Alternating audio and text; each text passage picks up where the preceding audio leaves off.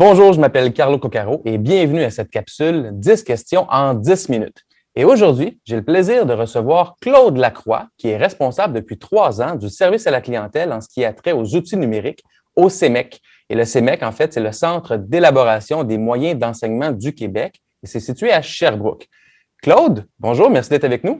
Bonjour, grand plaisir d'être là.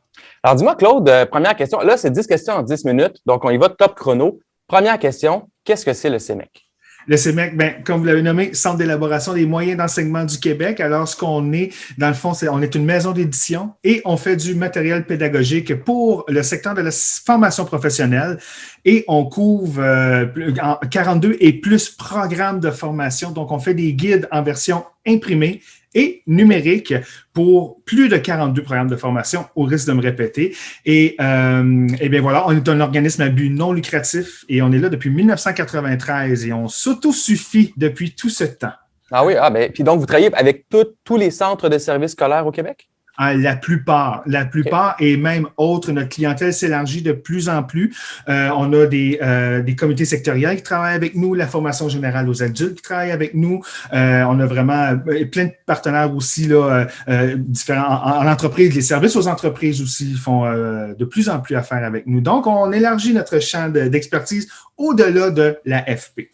Mais justement, on parle de clientèle, là, des gens qui travaillent avec le CEMEC. Donc, c'est cette clientèle-là d'entreprises, d'écoles, de centres de services scolaires, ils font appel à vous pour des ressources pédagogiques, c'est ça? Exactement. Donc, si je prends par exemple en mécanique automobile, on a quelque chose comme 27 guides en mécanique automobile qui couvrent, pour couvrir une trentaine de compétences qu'il y a d'obligatoires dans ce programme-là. Donc, on a un guide par compétence. C'est vraiment une approche par compétence qu'on emmène au CEMEC.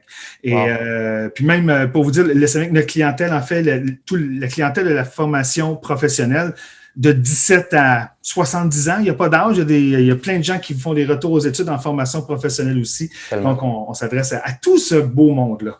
Parfait. Puis j'ai entendu dire que vous avez une médiathèque que je ne connaissais pas beaucoup. Peux-tu m'en parler? Qu'est-ce que c'est la Médiathèque Plus du CEMEC?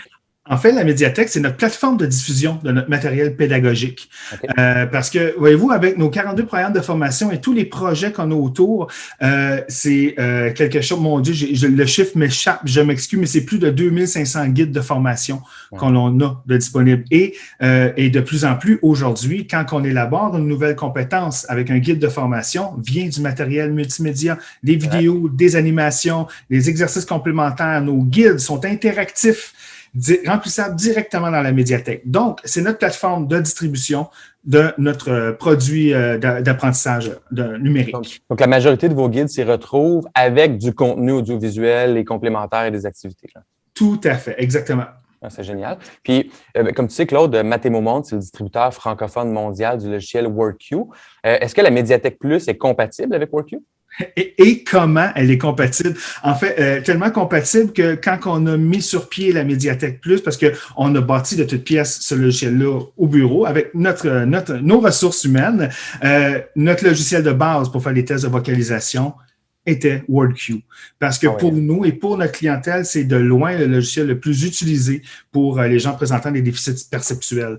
Donc, c'est vraiment important pour nous. Tant que c'était pas compatible avec WorkQ, on la sortait pas. Ça avait cette importance-là jusqu'à un certain point quand même. Là. Et puis, parce que on sait à quel point la clientèle de la formation professionnelle puis de la formation générale des adultes, c'est une clientèle qui, en grande partie, a eu de la difficulté au primaire, secondaire, secteur jeune, entre autres à cause de difficultés aux troubles d'apprentissage. Donc, c'est important que les ressources produites par le CEMEC soient compatibles avec des outils comme WorkQ. Pleinement compatibles. Et de plus, pourquoi nous, par exemple, développer une forme de vocalisation de nos guides et de tenter de l'intégrer dans notre plateforme quand vous êtes là et c'est votre spécialité? Vous le faites. Donc, c'était d'une importance capitale que ce soit compatible et tout le matériel y est pleinement et complètement compatible, testé plusieurs fois. Avec différentes versions même de WorkQ, je vous dirais. Oui, parce que c'est vrai, il y en a plusieurs qui circulent dans les mains des jeunes et des apprenants. Donc, et on est très présent en éducation, entre autres, dans le secteur des adultes. Puis, on perçoit souvent un enjeu, c'est que le personnel sur place, ils veulent tellement bien aider les jeunes et les moins jeunes qui sont à la formation générale des adultes ou en formation professionnelle.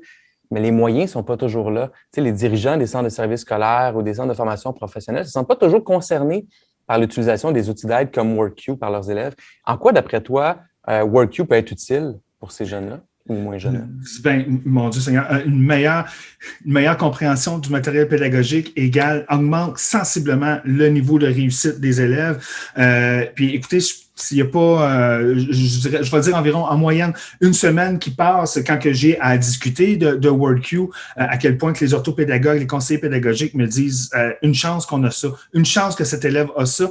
Et ce que je trouve très intéressant et ce que je remarque, c'est que ça permet à des gens, je pense aux gens qui vivent avec un problème de dyslexie, c'est pas des gens qu'on va retrouver normalement dans des programmes comme en secrétariat ou C'est vrai.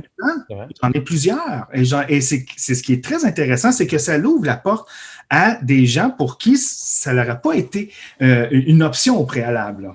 Donc, c'est vrai parce que ça, on le voit beaucoup aussi, des jeunes, même dans le secteur jeune, qui ont de la difficulté en écriture traditionnellement, qui n'ont pas des bons résultats, mais quand ils ont WorkQ, ils sont capables de pondre des textes extraordinaires parce que là, enfin, ils sont capables de mobiliser leurs forces pour la tâche qu'on leur demande sans passer à travers le fil de leurs difficultés d'écriture. C'est probablement ça qui est vécu par ces gens-là qui ne se seraient pas vus en secrétariat, mais avec les bons outils, ils sont capables de le faire. Oui, tout à fait. Puis, pourquoi la clientèle aime WorkQ? C'est quoi les commentaires que tu entends de ta clientèle? Ben, en fait, c'est simple et c'est le commentaire que je vous aurais formulé si tu m'avais posé la question. En fait, c'est la facilité d'utilisation. On ouvre le logiciel, on ouvre la Médiathèque Plus, on sélectionne le texte. Merci, bonsoir. En fait, ce que je trouve très intéressant aussi, c'est la possibilité, bien sûr, de paramétrer la voix, de choisir le débit et de pouvoir personnaliser du vocabulaire selon les sujets. Ça aussi, c'est très intéressant. Là, quelqu'un qui va avoir un vocabulaire plus spécialisé dans un domaine plus technique, disons, va pouvoir avoir recours à cette fonction-là de WorkQ. Mais c'est de loin la facilité d'utilisation.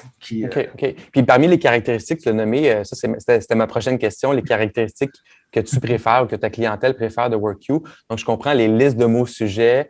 Pour dire à WorkQ, on parle de sport ou on parle justement de secrétariat ou de génie ou de construction. Ça, c'est vraiment apprécié de la clientèle. Très apprécié de la clientèle. Le fait de pouvoir choisir, encore une fois, le débit et les voix féminines, voix masculines, le débit, différentes voix. Comme moi, personnellement, ma préférée, c'est Louise. En fait. Et puis, oui, c'est vraiment ces fonctions-là. Et la reconnaissance aussi au moment de l'écriture. Je trouve ça très, très intéressant pour l'élève qui écrit un courriel ou qui remplit un exercice, d'avoir tout de suite une rétroaction là, de ce qu'il est en train d'écrire. Je crois que, écoutez, je ne suis pas le plus grand spécialiste, je ne suis pas un orthopédagogue, mais je suis certain que quelque part, ça l'aide à faire les bons liens au bon endroit éventuellement. Puis, comme caractéristique aussi, on le prend pour acquis, mais tu l'as dit, WorkQ fonctionne partout, incluant dans les courriels ou dans un navigateur ou dans la suite Office ou Google Docs. Donc, cette particularité-là, on la prend pour acquis, mais l'élève, l'apprenant, peut vraiment utiliser son outil là où il en a besoin. Oui, tout à fait.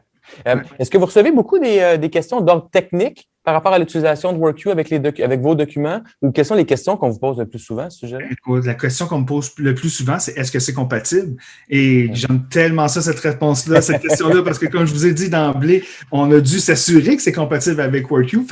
Mais sincèrement, puis ça, à quelque part, pour quelqu'un qui fait le travail que je fais au service à la clientèle, j'entends rarement parler de requête WorkQ, si ce n'est pas jamais, en fait. Sincèrement, je n'ai jamais à dépanner les gens avec ça parce que, première des choses, la facilité d'utilisation, comme je mentionnais, mais les gens qui l'utilisent, ils sont déjà très habitués, les orthopédagogues qui les accompagnent aussi. Donc, non, c'est extrêmement rare. Pour ne pas dire jamais dans mon cas, là.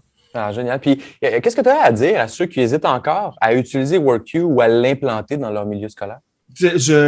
En fait, vérifiez les statistiques, faites vos recherches. C'est la vidéo.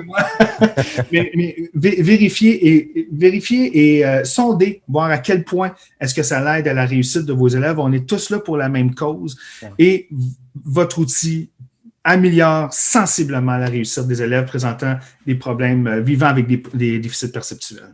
Écoute, on avait dit 10 questions en 10 minutes. Il reste une question et 30 secondes. Si tu avais à résumer en 2-3 points les plus importants dans ton travail au CEMEC par rapport à WorkQ, ce serait quoi? faciliter l'utilisation et je cherche la bonne façon de dire à quel point vous avez une bonne part de marché, dans le sens à quel point votre logiciel est déjà vraiment bien implanté dans le réseau des centres de services scolaires, qui est nos clients principaux, mais que ceux qui ne le connaissent pas, quand le découvrent, ils viennent qu'à considérer que c'est un outil incontournable.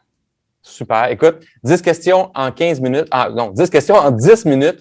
On a réussi. Merci beaucoup, Claude Lacroix du CEMEC. Ça a été un plaisir de te parler aujourd'hui. Un réel plaisir pour moi aussi. Bravo à votre équipe. Merci.